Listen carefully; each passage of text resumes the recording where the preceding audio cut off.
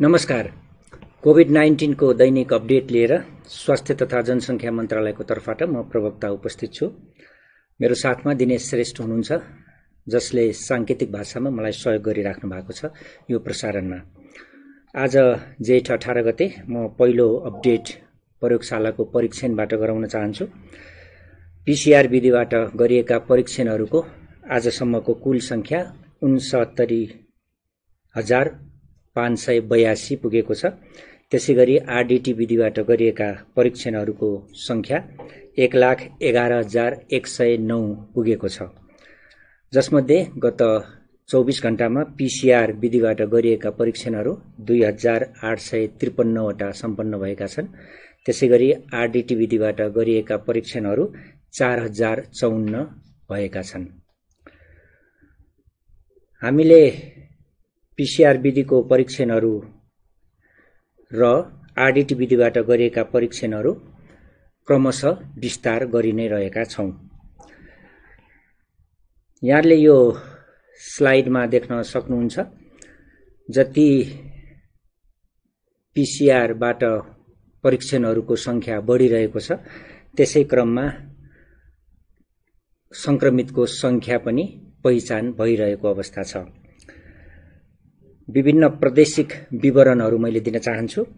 RDT विधिबाट गरिएका प्रादेशिक विवरणहरूमा प्रदेश नम्बर 1 मा आजसम्म 11,933 वटा आरडीटी विधिबाट परीक्षणहरू सम्पन्न भएका छन्।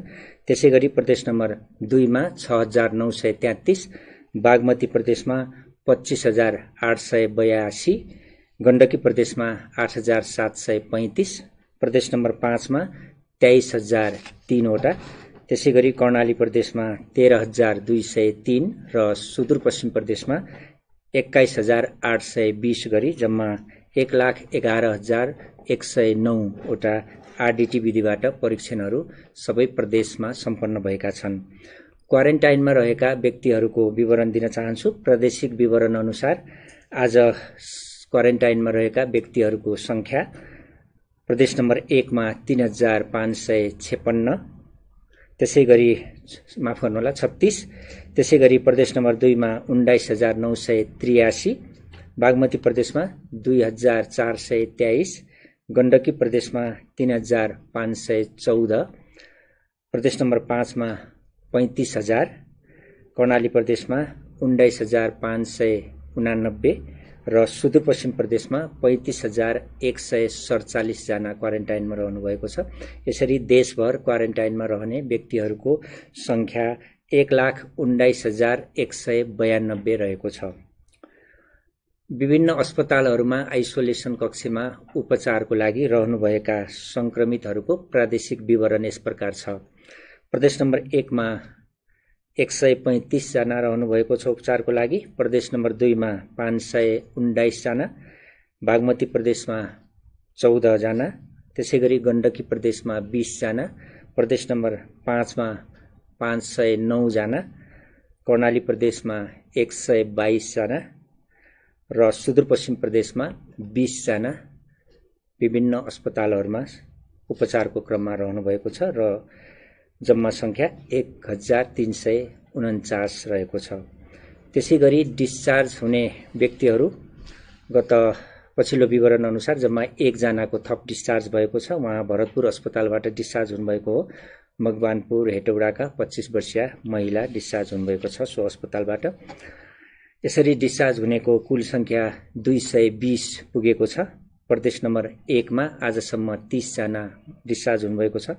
प्रदेश नम्बर 2 मा 104, बागमती प्रदेशमा 29, गण्डकी प्रदेशमा 3, प्रदेश नम्बर 5 मा 48 र सुदूरपश्चिम प्रदेशमा 6 जना गरी कुल 220 जना डिस्चार्ज हुनुभएको छ।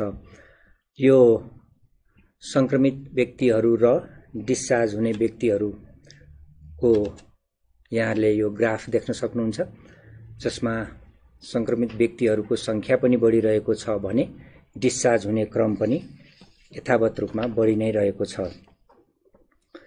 कुल डिस्चार्ज हुने व्यक्तिहरू 220 मध्ये पुरुषहरू 172 जना हुनुहुन्छ भने महिला 48 जना रहनु भएको छ।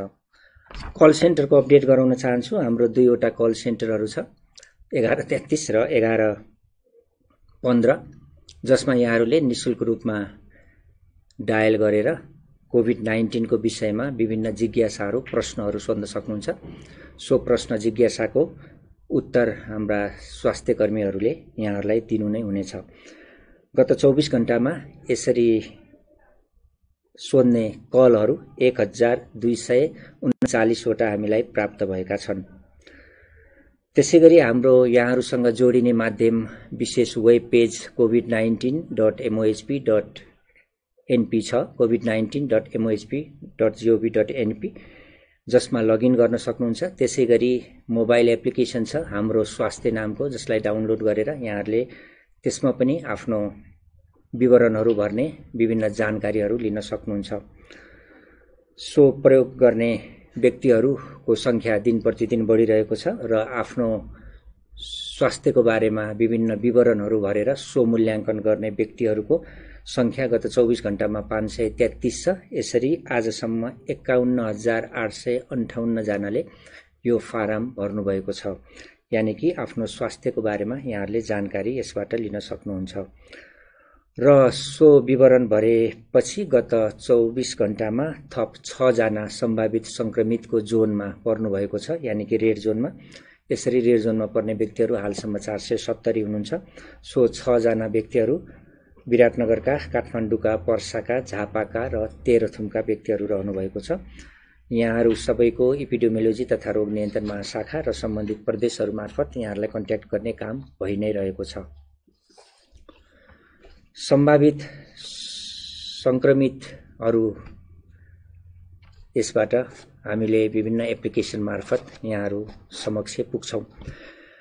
अब मैले अपडेट संक्रमित व्यक्तिहरूको विवरण दिन्छु। यो अपडेटमा गत पछिल्लो अपडेट अनुसार नयाँ संक्रमितको संख्या 166 रहेको छ, जसमध्ये 162 जना पुरुष र 4 जना महिला हुनुहुन्छ। जस अन्तर्गत प्रदेशको जनस्वास्थ्य प्रयोगशाला पोखरामा गरिएको परीक्षणमा 3 जनाको पोजिटिभ आएको छ। उहाँहरूमध्ये तनहु रिसिङका 1 जना 28 वर्षीय पुरुष हुनुहुन्छ। त्यस्तै स्याङ्जा गल्याङका 2 जना हुनुहुन्छ, 27 र 40 वर्षीय पुरुष। त्यसैगरी नारायणी अस्पताल वीरगञ्जमा गरिएको परीक्षणमा 5 जनाको पोजिटिभ आएको छ। उहाँहरू पर्सा पटेरुवा सुगौलीका हुनुहुन्छ, जो क्वारेन्टाइनमा रहनु भएको छ। त्यहाँको स्थानीय क्वारेन्टाइनमा 5 जना व्यक्तिहरू 22 देखि 36 वर्ष उमेरका पुरुषहरू हुनुहुन्छ। त्यसैगरी कर्णाली स्वास्थ्य विज्ञान प्रतिष्ठान जुम्लामा गरिएको परीक्षणमा 37 जनाको पोजिटिभ आएको छ। उहाँहरूमध्ये 13 जना कालीकोट शुभकालिकाका हुनुहुन्छ, जो 19 देखि 52 वर्षका पुरुषहरू हुनुहुन्छ। त्यसैगरी कालीकोटकै महई गाउँपालिकाका 5 जना हुनुहुन्छ, 20 देखि 42 वर्षका पुरुषहरू। त्यसैगरी दैलेख दुल्लुका 1 जना हुनुहुन्छ, 35 वर्षीय पुरुष। दैलेखकै नारायणका नगरपालिकाका हुनुहुन्छ 9 जना, 16 देखि 48 वर्षका पुरुषहरू। दैलेखकै सिमदाका हुनुहुन्छ 1 जना, 26 वर्षीय पुरुष। त्यसैगरी दैलेखकै देवलकाण्डका 5 जना, 18 देखि 22 वर्षीय पुरुषहरू हुनुहुन्छ। त्यसैगरी दैलेखकै रातापानीका 1 जना, 38 वर्षीय पुरुष। दैलेखकै साधुका 1 जना, 22 वर्षीय पुरुष हुनुहुन्छ। त्यसैगरी तहाँ कर्णाली स्वास्थ्य विज्ञान प्रतिष्ठानमै गरिएको परीक्षणमा बाजुरा जुजनाथका 1 जना, 40 वर्षीय पुरुषको पनि पोजिटिभ आएको छ। यसरी कुल पोजिटिभ आउनेको संख्या सो प्रतिष्ठानमा गरिएको प्रयोगशालामा 37 छ। त्यसैगरी प्रदेशको अस्पताल सुर्खेतमा र पशुपन्छी अन्वेषण प्रयोगशाला सुर्खेतमा गरिएको परीक्षणमा 26 जनाको पोजिटिभ आएको छ। उहाँहरूमध्ये सल्यान कुपिण्डेका 25 जना, 11 देखि 60 वर्ष उमेरका व्यक्तिहरू हुनुहुन्छ, सबै पुरुष हुनुहुन्छ। त्यसैगरी सुर्खेत बराहतालका 1 जना, 4 महिने बालिका हुनुहुन्छ। त्यसैगरी धुलीखेलमा गरिएको परीक्षणमा 1 जनाको पोजिटिभ आएको छ। उहाँ कपिलवस्तु शिवराजका हुनुहुन्छ, 32 वर्षीय पुरुष। भेरीको अस्पतालमा गरिएको प्रयोगशालामा 8 जनाको पोजिटिभ आएको छ। बाँके नरैनापुरका 2 जना, 21 र 25 वर्षीय पुरुष। त्यसैगरी बाँकेकै खजुराका 1 जना, 30 वर्षीय पुरुष। नेपालगञ्जका 16 देखि 42 वर्ष उमेरका 4 जना पुरुषहरू हुनुहुन्छ। त्यसैगरी बाँकेकै बैजनाथका 1 जना 35 वर्षीय पुरुष हुनुहुन्छ। त्यसैगरी धरानमा गरिएको परीक्षणमा बीपी कोइराला स्वास्थ्य विज्ञान प्रतिष्ठानमा गरिएको परीक्षणमा 12 जनाको पोजिटिभ आएको छ। उहाँहरू सबै सप्तरी राजगढका हुनुहुन्छ। 17 देखि 45 वर्ष उमेरका पुरुषहरू हुनुहुन्छ। त्यसैगरी सेती अस्पतालमा गरिएको परीक्षणमा 5 जनाको पोजिटिभ आएको छ। कैलाली भजनीका 1 जना 23 वर्षीय पुरुष, कैलाली जानकी गाउँपालिकाका 1 जना 34 वर्षीय पुरुष, कैलालीकै त्रिनगर क्वारेन्टाइनका 1 जना 47 वर्षीय पुरुष, बाजुरा अस्पतालमा रहनुभएका 2 जना 2 वर्षीय बालिका र 23 वर्षीय महिलाको पनि पोजिटिभ आएको छ। त्यसैगरी कोशी अस्पतालको प्रयोगशालामा गरिएको परीक्षणमा 5 जनाको पोजिटिभ आएको छ। झापा गौरीगञ्जका 4 जना 23 देखि 39 वर्षका पुरुषहरू र मोरङ विराटनगरका 1 जना 45 वर्षीय महिला हुनुहुन्छ। अन्तिममा राष्ट्रिय जनस्वास्थ्य प्रयोगशालामा गरिएको परीक्षणमा 64 जनाको पोजिटिभ आएको छ। उहाँहरूमध्ये धनुषा मुखियापट्टी क्वारेन्टाइनमा रहेका 21 जना जो 19 देखि 46 वर्ष उमेरका पुरुषहरू हुनुहुन्छ। त्यसैगरी कपिलवस्तु महाराजगञ्जका 4 जना 25 देखि 41 वर्षीय पुरुष हुनुहुन्छ। त्यसैगरी रौतहटको क्वारेन्टाइनमा रहनुभएका 29 जना हुनुहुन्छ, जसमा 4 वर्षका, 9 वर्षका र 12 वर्षका बालकहरूदेखि लिएर 52 वर्षका पुरुषहरूसम्म हुनुहुन्छ। त्यसैगरी सर्लाहीका 10 जना हुनुहुन्छ। 1 वर्षका बालक सहित 15 देखि 50 वर्ष उमेरका पुरुषहरू हुनुहुन्छ। यसरी आज थप 166 जनाको पोजिटिभ आएको छ। पछिल्लो अपडेट अनुसार यो समेत गरेर हालसम्मको संक्रमितको संख्या 1567 पुगेको छ, जसमध्ये पुरुषहरू 1450 जना र महिला 117 जना हुनुहुन्छ। प्रादेशिक विवरण दिन चाहन्छु। यहाँहरूले यो बारमा पनि देख्न सक्नुहुन्छ प्रदेशको विवरण। प्रदेश नम्बर 1 का 9 जिल्ला हालसम्म समेटिएका छन्, जसमा 165 जना हालसम्म संक्रमित रहनु भएको छ। प्रदेश नम्बर 2 का सबै 8 जिल्ला समेटिएका छन्, जसमा हालसम्म 624 जना संक्रमितको संख्या छ। बागमती प्रदेशका 12 जिल्लामा 45 जना संक्रमितको संख्या छ हालसम्म। त्यसैगरी गण्डकी प्रदेशका 6 जिल्लामा तनहु थप भएको छ, 23 जना हुनुहुन्छ संक्रमितको संख्या। त्यसैगरी प्रदेश नम्बर 5 मा 9 जिल्ला समेटिएका छन्, 560 संक्रमितको संख्या छ। त्यसैगरी कर्णाली प्रदेशका 5 जिल्ला समेटिएका छन्, जसमा कालीकोट र सल्यान थप भएको छ। जम्मा संक्रमितको हालसम्मको संख्या सो प्रदेशमा 123 छ र सुदूरपश्चिमका 8 जिल्ला समेटिएका छन्, बाजुरा थप भएको छ र त्यहाँ संक्रमित हुने संख्या हालसम्म 27 छ। यसरी कुल संक्रमितको देशभरको संख्या 1567 रहेको छ।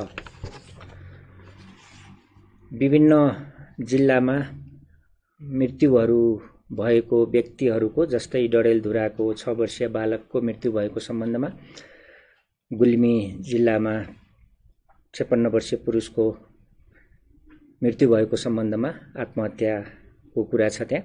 त्यसैगरी काठमाडौँको एक निजी अस्पतालमा पनि मृत्यु भएको सम्बन्धमा यो मृत्यु भएको व्यक्तिहरूको परीक्षण भइरहेको यहाँहरूलाई म जानकारी गराउँछु र परीक्षणको रिपोर्ट पश्चात हामीले त्यसको नतिजा भन्ने नै छौँ। त्यसैगरी फेरि हामीले दुःखद खबर छ।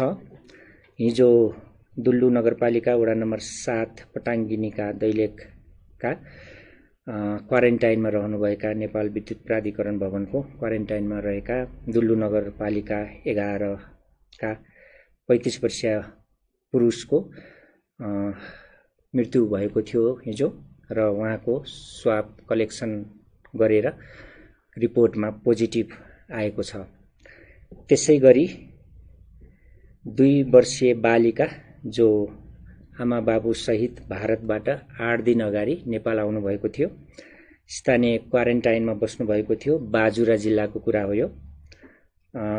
बालिकालाई ज्वरो, श्वास प्रश्वासमा समस्या र झाडा पखाला भए पश्चात जेठ 15 गते बाजुरा अस्पतालमा भर्ना गरिएको थियो र उहाँको 16 गते स्वाब कलेक्सन भएर हाल रिपोर्ट आउँदा गए राति भनौँ आजको सबेरै बिहान 2:30 बजे मृत्यु भएको खबर हामीलाई प्राप्त भएको छ। उहाँको पनि पीसीआर टेस्ट सेती प्रादेशिक अस्पतालमा गर्दा पोजिटिभ आएको छ। यसरी हिजो 1 जना र आज 1 जना गरी 2 जना थप हुँदा देशभरका कोभिड-19 बाट डेथ हुनेको मृत्यु हुनेको संख्या 8 पुगेको छ। अब यो संक्रमणको स्थिति पनि बढ्दै गएको अवस्था र मृत्यु पनि यस सँगसँगै गइरहेको अवस्थामा हामीले मृत्यु भएकाहरूको आत्माको चिर शान्तिको प्रार्थना गर्दछौं र शोकाकुल परिवारमा समवेदना पनि मन्त्रालयको तर्फबाट व्यक्त गर्दछौं। यो परिप्रेक्ष्यमा हामीले विभिन्न निर्णयहरू पनि गर्दैछौं। कसरी पीसीआर को दायरा फराकिलो गर्ने, कसरी बढाउने, मसिनहरू थप्ने कुरा र विभिन्न प्रदेशमा रहेका प्रयोगशालाहरूको क्यापासिटीहरू बढाउने कुरा पनि हामीले गरि नै रहेका छौं। यसै क्रममा विभिन्न अस्पतालहरूमा, विभिन्न स्वास्थ्य संस्थाहरूमा फेरि पनि चिकित्सकहरूमाथि, स्वास्थ्यकर्मीमाथि दुर्व्यवहार भएको समाचारहरू आएका छन्। सो सम्बन्धमा स्वास्थ्य तथा जनसङ्ख्या मन्त्रालयमा माननीय मन्त्रीज्यू समेत उपस्थित हुनुभएको बैठकमा हाम्रो छलफलहरू भएका छन्। मन्त्रालयको गम्भीर ध्यानाकर्षण भएको छ। यसमा मन्त्रालय यसको भर्त्सना पनि गर्दछ। यस्ता क्रियाकलापहरूको हामीले दुःख व्यक्त गर्छौं। यस्तो कुरा कदापि नदोहोरिन सम्बन्धित सबैलाई हामी अपिल गर्छौं। यो हाम्रो आह्वान हो र यस्ता घटनाहरूमा संलग्न व्यक्तिहरूलाई कानुनको दायरामा ल्याएर सजायको परिधिमा राख्ने स्वास्थ्य तथा जनसङ्ख्या मन्त्रालयले प्रतिबद्धता जाहेर गर्छ र सबै चिकित्सक तथा स्वास्थ्य कर्मीहरूको उच्च मनोबल राख्न कुनै पनि कसर बाँकी नराख्ने मन्त्रालयले निर्णय गरेको छ। अन्तिममा अब आज मे 31 हो, विश्व धूम्रपान रहित दिवस। यो वर्षको नारा सुर्तीजन्य उद्योगहरूले गर्ने छलकपटपूर्ण प्रवर्धनबाट युवाहरूलाई बचाऊ र उनीहरूलाई धूम्रपान तथा निकोटिनबाट हुने असरहरूको रोकथाम गरौं भन्ने मूल नारा रहेको छ। यो धूम्रपान गर्ने, मद्यपान गर्ने व्यक्तिहरूमा कोरोनाको बढी संक्रमण जोखिम बढ्ने अवश्य नै छ। हामीले बारम्बार यो कुरा पनि गर्दै आछौं। कदापि स्वास्थ्यको लागि यो लाभदायक छैन, नितान्त हानिकारक छ। यसबाट धेरै रोगहरू लाग्छन्। यो विषयमा आजको यो दिवसको बारेमा र यससँग सम्बन्धित कुराहरू स्पष्ट पारिदिन, यहाँहरूलाई थप जानकारी दिनको निम्ति हामीले doctor Vishnudatta Paudel, professor doctor Vishnudatta पौडेललाई यहाँ निम्ताएका छौं। म उहाँलाई यो फ्लोर दिँदै आफ्नो अपडेट यही अन्त्य गर्छु। नमस्कार।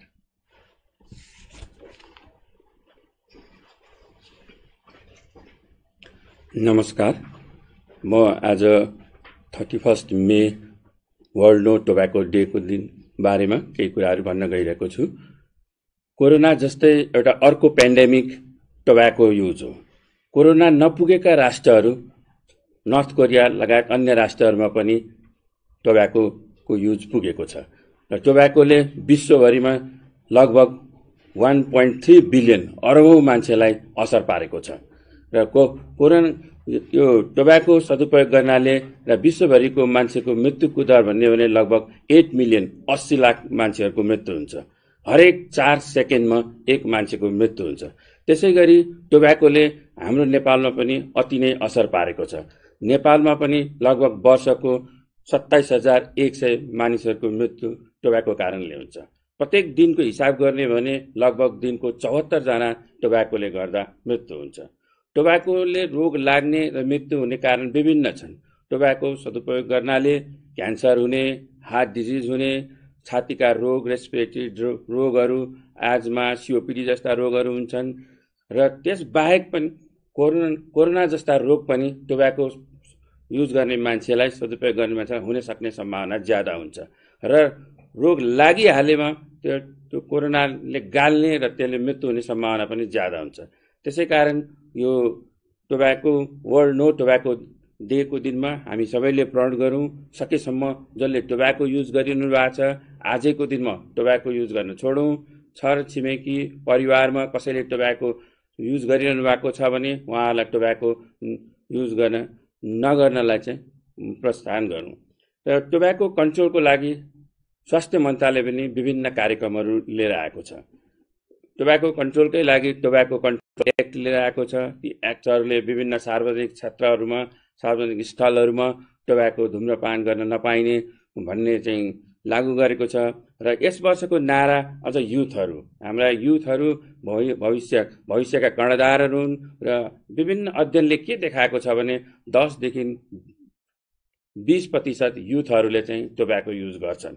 र टोब्याको इन्डस्ट्रीहरूले ती युथहरूलाई एट्र्याक्ट गर्नको लागि विभिन्न नाराहरू, विभिन्न प्रोपागान्डाहरू गर्छन्। कहिले लाइट सिगरेट्स भनेर गर्छन्, कहिले चाहिँ इलेक्ट्रिक सिगरेट भनेर गर्छन्, कहिले कलरफुल प्याकेटहरू उत्पादन गर्छन्। यी विभिन्न गरेर चाहिँ युथहरूलाई चाहिँ एट्र्याक्ट गर्ने गर्छ। हामी सबैले त्यसबाट बच्ने कोसिस गर्नुपर्छ र त्यसबाट चाहिँ हाम्रा युथहरूलाई बचाउनुपर्छ, किनभने भोलिका दिनमा हाम्रा युथ नै हाम्रा चाहिँ भविष्य हुन्। त्यसकारण टोब्याको इन्डस्ट्रीले दिएका जुनसुकै नारा हुन्, चाहे त्यो लाइट सिगरेट्स भनेर आओस्, फिल्टर सिगरेट भनेर आओस् या इलेक्ट्रिक सिगरेट भनेर आओस्, ती सबै हानिकारक हुन्छन्।